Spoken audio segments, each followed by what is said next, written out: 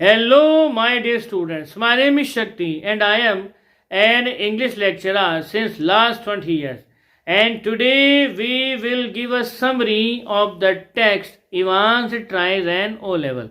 If you are new on our channel and if you like the video, subscribe the channel and press the bell icon so that you can get the notifications of our videos firstly. So without wasting a single second, let's start the summary of the text Advanced Tries and O-Level. तो एक कैदी है जिसका नाम है James Evans और वो जो है ऑक्सफोर्ड की सबसे मैक्सिमम सिक्योरिटी प्रिजन में आता है और उसको इस वजह से यहाँ ट्रांसफ़र किया जाता है कि वो जो है जेल से 3 बार भाग चुका है।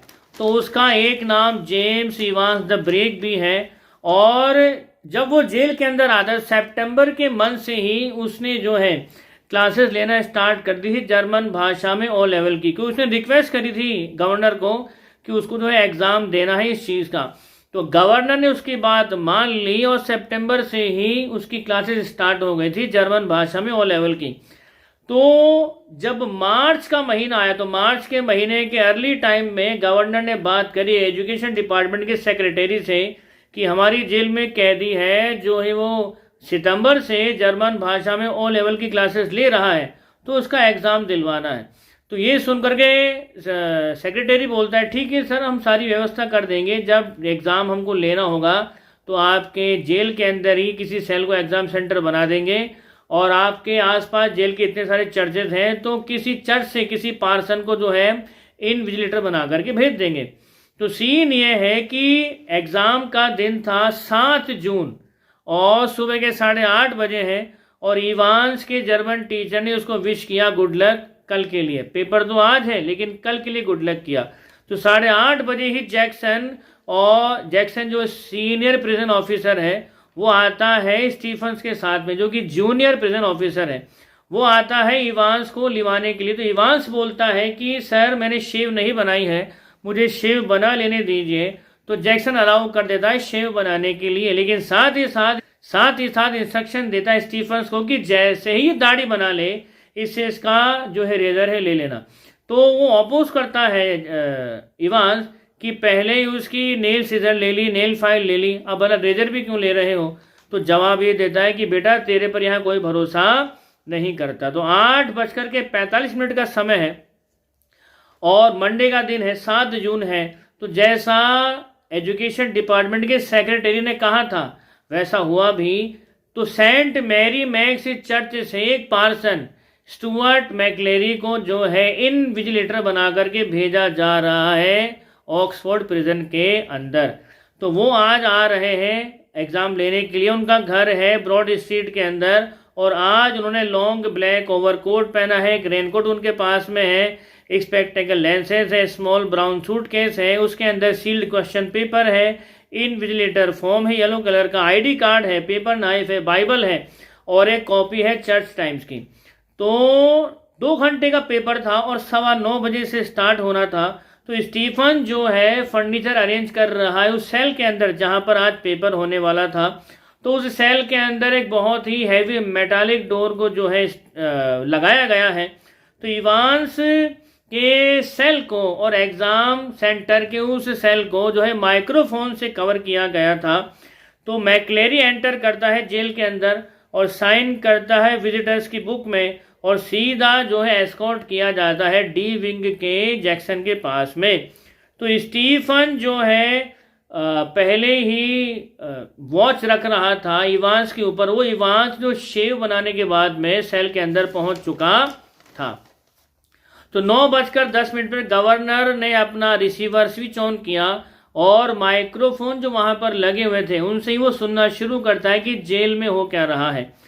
तो जब वो माइक्रोफोन ऑन करता है तो उसको ऐसा लगता है कि हमने तो अपनी सारी तलाशियां ले ली, हर तरह की चाक चौबंद व्यवस्था कर रखी है, लेकिन जो बाहर से आदमी आ रहा है इनविजिलेटर मैकलेरी, क्या हमने उसकी थोड़ी तलाशी ली क्या।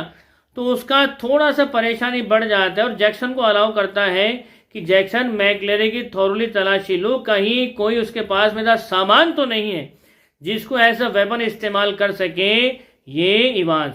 तो उसकी थॉरोली तलाशी जब ली जाती है, टाइम है 9:12, तो जब उसकी थॉरोली तलाशी ली जाती है तो उसकी होली बाइबल को ठीक से चेक किया गया, चर्च टाइम्स को चेक किया गया, पेपर कटर उससे ले लिया गया, लेकिन रबड़ की ट्यूब जब उसके बैग से बाहर निकली तो जैक्सन ने अपोज किया कि ये किस लिए है।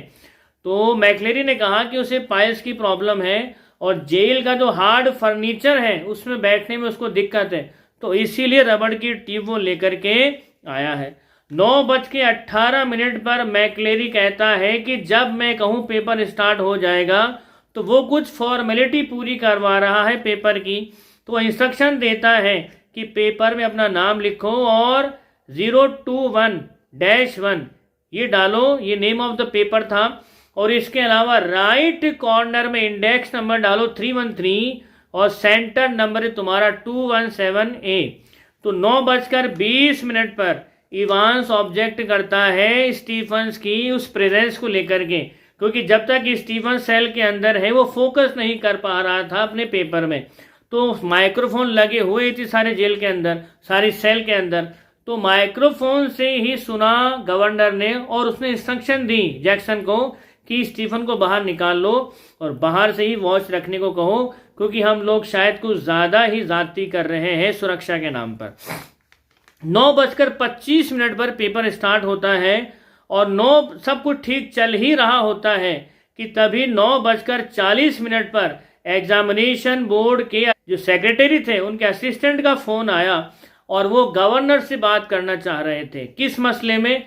कि पेपर में एक करेक्शन करना था। तो गवर्नर ने सीधा फ़ोन ट्रांसफ़र करवा दिया डी विंग के जैक्सन को और वहाँ से जो है सीधा वो करेक्शन किया जाता है। तो करेक्शन किया जाता है पेपर के पेज नंबर 3 लाइन नंबर 15 और 4th वर्ड में। तो जो वर्ड था वो था GOLDENE, तो इस वर्ड को पढ़ना है गोल्डन एन। तो इस तरह से पूरी जो फ्रेज हो जाएगी वो कुछ इस तरह से हो जाएगी, जम गोल्डन एन लोवेन। तो फोन की घंटी दोबारा बज उठती है और ये फोन आता है मजिस्ट्रेट कोर्ट से और उनको नीड थी प्रिजन वैन की कपल ऑफ प्रिजन ऑफिसर के साथ में एक रिमांड केस के लिए।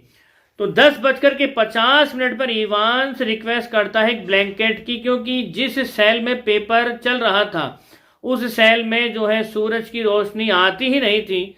तो गर्मियों के दिनों में भी वहाँ बड़ी ठंड हुआ करती थी, तो उसको एक ग्रे कलर का रेगुलेशन ब्लैंकेट अलाउ कर दिया जाता है। और 10:51 पर जब स्टीफन पीप होल से देखता है तो थोड़ा सा उसको ऑड लगा कि भला इसने कंबल ओढ़ा तो ओढ़ा क्यों, लेकिन वो खुद भी जानता था कि इस समय जो है बहुत ठंड हो जाती है इस सेल में और कोई ऐसी सस्पिशियस बात उसको लगी नहीं कंबल ओढ़ने में, क्योंकि इवांस तो अभी भी जो है सो कॉल्ड पेपर करने में लगा हुआ था। तो 11:22 पर जैक्सन चिल्लाता है स्टीफन्स के ऊपर कि गवर्नर उससे मिलना चाहता है, कुछ बात करना चाहता है किसी मैटर में, लेकिन गवर्नर के सख्त ऑर्डर्स हैं कि पेपर जैसे ही ख़त्म होता है तो मैक्लेरी को वो सेफली एस्कॉर्ट करके आए बाहर, लेकिन बाहर जाने से पहले जो सेल है उसको प्रॉपरली लॉक कर दे, क्योंकि जिसमें इवांस है। तो 11:25 पर पेपर ख़त्म हुआ। स्टीफन्स एस्कॉर्ट करता है मैक्लेरी को सीधा जेल के प्रिजन गेट के मेन गेट के पास में, जैसा कि गवर्नर का ऑर्डर था। और उसके बाद जो है वो ये मेक श्योर करने पहुंचा कि इवांस जो है किस कंडीशन में है, वो हैरान है, परेशान है, टेंशन में है पेपर देने के बाद। जो रिजल्ट का टेंशन होता है उसको वैसा है या नहीं है, तो मेक श्योर करने आया था सब ठीक है या नहीं। तो जब उसने पीप होल से झांक करके देखा तो पाया कि सेल के अंदर एक आदमी जिसकी दाढ़ी थी उसका चेहरा खून से सना हुआ है, सर से लगातार खून बह रहा है और उसे कोई भारी हेड इंजरी हुई थी। तो उस वाउंडेड मैन को सेल के अंदर देख करके उसके हाथ पैर फूल गए। तो वो समझ गया कि जिसको अभी वो बाहर छोड़ करके आया वो इवांस था और ये जो यहाँ पर पड़ा हुआ है ये है मैक्लेरी। तो मैक्लेरी को थोड़ा होश आता है और वो बोलता है कि उसे जो है गवर्नर से बात करनी है, क्योंकि वो जानता है कि इवांस भाग करके कहाँ गया है। तो ये जो पेपर है ये कोई पेपर नहीं, उसका एस्केप प्लान है।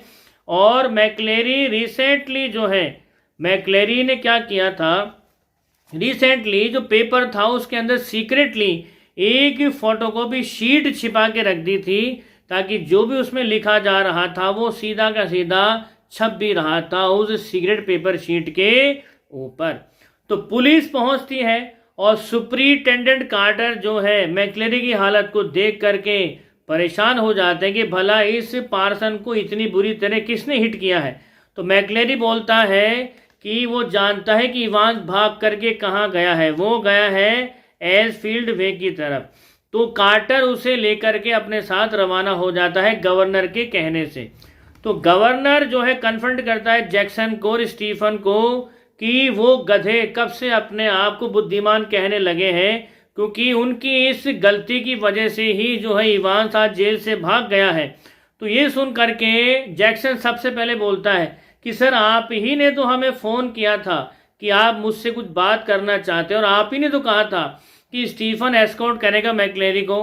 तो ये सुन करके गवर्नर माथा पकड़ लेता है, बोले भाई मैंने तुम्हें कब फ़ोन किया, मैंने तो केवल एक ही फ़ोन किया था और वो था एजुकेशन डिपार्टमेंट में ये कंफर्म करने के लिए क्या उन्होंने ही हमें फ़ोन किया था या नहीं किया था, उसके अलावा तो मैंने कोई फ़ोन ही नहीं किया।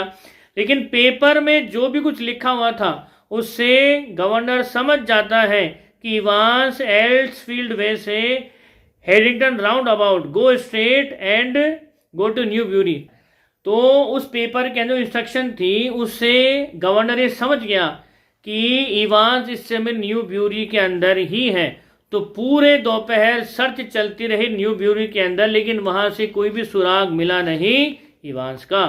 तो गवर्नर ने जैक्सन को ऑर्डर दिया कि सीधा सेंट एल्डेट्स पुलिस स्टेशन जाओ और वहां से इंस्पेक्टर बेल को जो है सारी घटना का ब्यौरा दो और उनको बताओ कि मैं उनसे बात करना चाहता हूं। तो जैसा इंस्ट्रक्ट किया गया था वैसा ही किया गया जैक्सन और स्टीफन्स के द्वारा। तो ये सारी की सारी घटना जब मिस्टर बेल ने सुनी तो वो हैरान हो गया कि यार कितना शानदार प्लान बनाया है उस बंदे ने, आई एम रियली इम्प्रेस्ड। तो ये सुनकर के गवर्नर बोलता है कि प्लान तो बनाया, भाग भी गया, लेकिन बहुत जल्दी इवांस इस जेल के अंदर ही होगा। तो एजफील्ड वे से भागा है और सीधा बढ़ रहा है न्यू ब्यूरी की तरफ। हालांकि न्यू ब्यूरी को सर्च कर लिया गया था लेकिन वहां से कोई सुराग मिला था नहीं। तो फिर वो बात करता है जो है तो फिर फोन आता है उसके पास में कार्टर का कि सर जो है हमने जो है इवांस को एल्सफील्ड वे की तरफ देखा था, लेकिन वो हम दोनों को चकमा दे करके कहीं गायब हो गया है। तो गवर्नर बोलता है don't worry I know where he is going. तो आपने जो है मैक्लेरी को हॉस्पिटल में भर्ती करवा दिया है क्या? तो जवाब में कार्टर बोलता है कि हाँ सर, मैंने जो है एम्बुलेंस को फ़ोन कर दिया था और एम्बुलेंस में चढ़ा दिया था। तो रेड क्लिफ हॉस्पिटल है वहाँ पर मैंने उस एम्बुलेंस में उसको भेजा है। तो गवर्नर मेक श्योर करने के लिए कि जो है सब ठीक है ना, मैक्लेरी ठीक है ना, तो वो जो है सीधा कॉल करता है, गवर्नर सीधा फ़ोन करता है रेड क्लिफ हॉस्पिटल में और कॉल लगाता है एक्सीडेंट डिपार्टमेंट में। तो वहाँ वो पूछता है मैक्लेरी के लिए। तो पता ये चला कि मैक्लेरी नाम का तो कोई बंदा हॉस्पिटल में आया ही नहीं, और जैसे ही उसको इस चीज़ का पता चला तो मानो किसी ने ज़ोर से उसको मुक्का मारा हो। तो वो समझ गया था कि जेल से उस समय स्टीफन के साथ जो बंदा बाहर गया और जिसको वो लोग इवांस समझ रहे थे वो इवांस नहीं मैक्लेरी था, और जो बंदा इस समय जेल में था मैक्लेरी बनने का नाटक कर रहा था वो खुद इवांस था। और उस इवांस को खुद उसने कार्टर के साथ में अकेले भेजा था और कार्टर ने भी उसको अकेले एम्बुलेंस में चढ़ा दिया था। तो उससे इतनी बड़ी गलती भला कैसे हो सकती थी?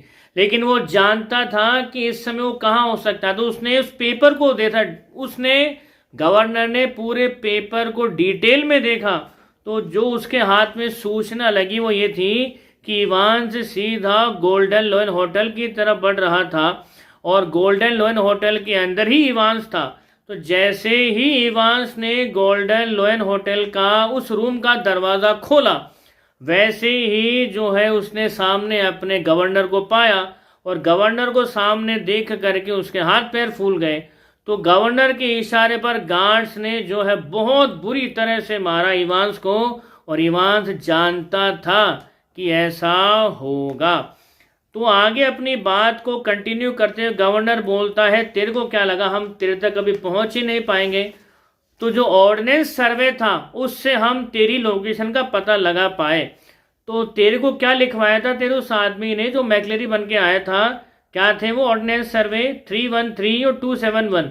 तो मैंने जब ऑक्सफोर्ड शहर का मैप निकाला तो उससे पता ये चला कि ये जो है चिपिंग नॉर्टन का कोड है, और यहीं पर जो है यहीं पर जो है एक होटल है गोल्डन लोयन होटल, और यहाँ से तू न्यू ब्यूरी भागने वाला है।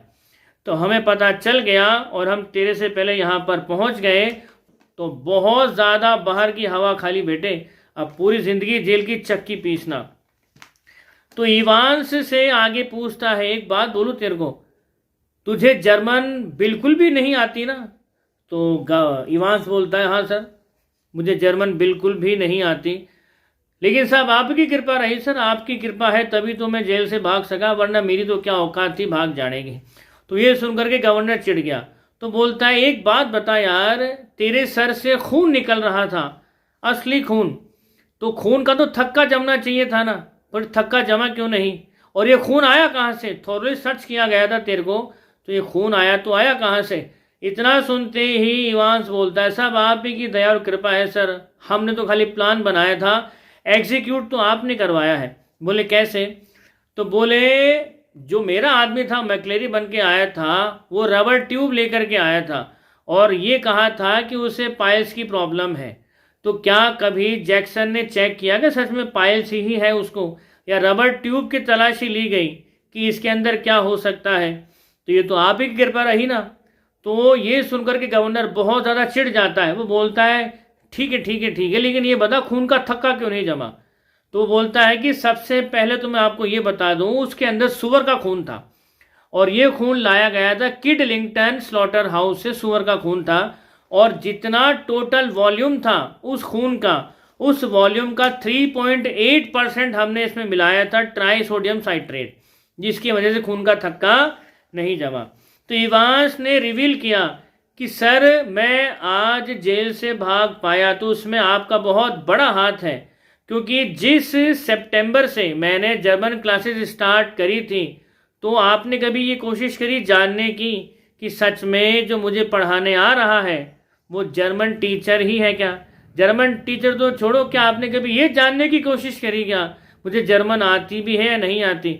वो भी बहुत दूर की बात है। आपने कभी ये जानने की कोशिश करी कि पूरी जेल में किसी को जर्मन नहीं आती? तो भला किसी को जर्मन जेल में नहीं आती तो चांसेस हैं कुछ गलत होने का, आपने दिमाग लगाया क्या कभी? तो आज अगर मैं जेल से भाग पाए तो सब आप ही की कृपा है सर, मैंने तो खाली प्लान बनाया था, और मेरे काफ़ी रिसोर्सेज हैं, काफ़ी दोस्त हैं, मुझे यहाँ से बाहर निकालने की ताकत रखते हैं। तो इवांस जो है पकड़ करके लाया जाता है उन प्रिजन ऑफिसर्स के द्वारा जो गवर्नर के साथ में आए थे। तो जेल से गाड़ी आ गई थी उसको जेल पहुंचाने के लिए। तो जब इवांस को प्रिजन ऑफिसर सिक्योरली पकड़ करके लेकर जा रहे होते हैं तो इवांस जो है रिसेप्शनिस्ट की तरफ एक नज़र घुमाता है, तो ये वो रिसेप्शनिस्ट नहीं थी जिसने कमरा बुक किया था, ये नहीं थी। और उसको देख करके इवांस ने उसे आंख मारी, पलट करके रिसेप्शनिस्ट ने भी उसको आंख मारी, और फाइनली जो जेल से गाड़ी आई थी उसमें से एक प्रिजन ऑफिसर उतर करके आया और पूरे टाइम साइलेंट रहा, उसने एक वर्ड भी नहीं बोला। उसने इवांस को हथकड़ी लगाई और सीधा गाड़ी में चढ़ाया, गाड़ी का डोर बंद किया और गाड़ी जेल की तरफ रवाना हो रही है। तो जैसे ही गाड़ी थोड़ी दूरी पर पहुंची उस प्रिजन ऑफिसर ने जो है इवांस की हथकड़ी खोल दी और वो इवांस से पूछते हैं कि सर अब हम कहाँ चलें?